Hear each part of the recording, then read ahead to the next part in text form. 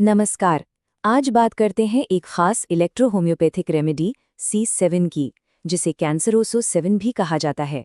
आज हम समझेंगे कि ये दवा आखिर है क्या, ये काम कैसे करती है और इसके इस्तेमाल की लिस्ट इतनी लंबी क्यों है। तो चलिए शुरू करते हैं। तो सबसे पहला और सीधा सवाल, आखिर ये इलेक्ट्रो होम्योपैथी की C7 दवा है क्या चीज? चलिए, जो सॉस मटेरियल है उसके आधार पर इसे थोड़ा करीब से जानते हैं। तो सबसे पहले एक छोटा सा इंट्रोडक्शन हो जाए। C7 एक ऐसी रेमेडी है जो खास तौर पर हमारे दिल और हमारी नसों यानी वेन्स पर असर करने के लिए जानी जाती है। मतलब इसका पूरा का पूरा फोकस हमारे हार्ट, हमारी वेन्स और हमारे ब्लड सर्कुलेशन पर है। सोर्स के मुताबिक यही इसका मेन एक्शन एरिया है। अच्छा, अब C7 को ठीक से समझने के लिए ये देखना होगा कि ये बनती कैसे है। तो चलिए इसकी बनावट पर एक नज़र डालते हैं, जो असल में दो मेन कंपोनेंट्स पर टिकी है। तो देखिए, C7 असल में दो चीज़ों का कॉम्बिनेशन है, A2 और वेनेरियो 5। A2 का काम सीधा सीधा दिल के दाहिने हिस्से और नसों पर होता है, ब्लड फ्लो को कंट्रोल करना, ब्लीडिंग को रोकने में मदद करना। और दूसरी तरफ है वेनेरियो 5, जो सूजन, जलन जैसी दिक्कतों को देखता है। जब ये दोनों मिलते हैं तब बनती है C7। तो अब ये तो पता चल गया कि इसमें क्या क्या है, लेकिन सवाल ये है कि ये शरीर पर असर कैसे करती है। चलिए देखते हैं कि ये दोनों कंपोनेंट्स मिलकर बॉडी पर क्या असर डालते हैं। इसके काम करने के तरीके को हम कुछ स्टेप्स में समझ सकते हैं। पहला, ये दिल के दाहिने हिस्से के स्ट्रक्चर को ठीक करती है।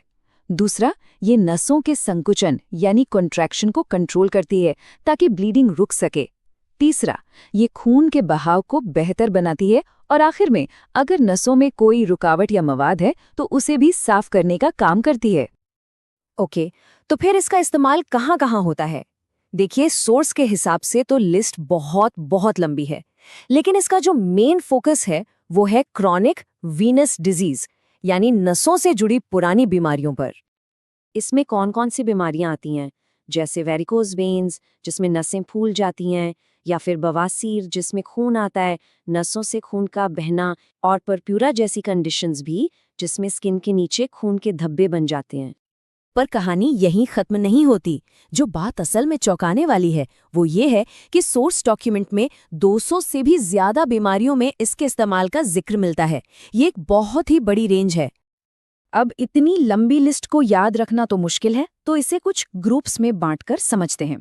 पहला ग्रुप है ब्लीडिंग से जुड़ी परेशानियां, जैसे नाक से खून आना या मसूड़ों से।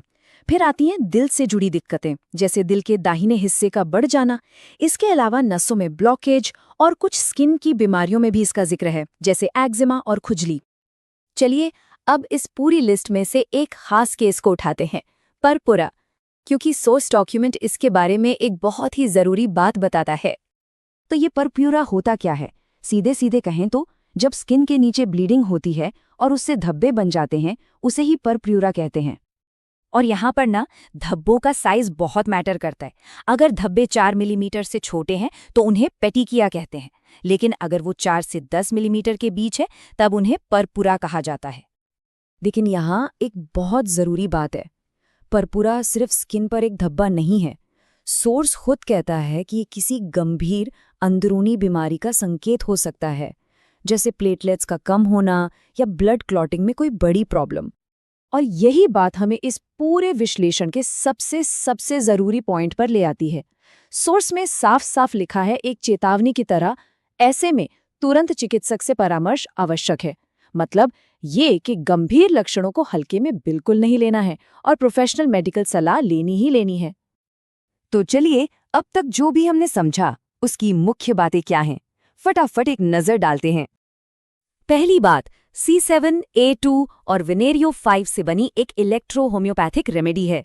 दूसरी, इसका मेन टारगेट दिल और नसें हैं।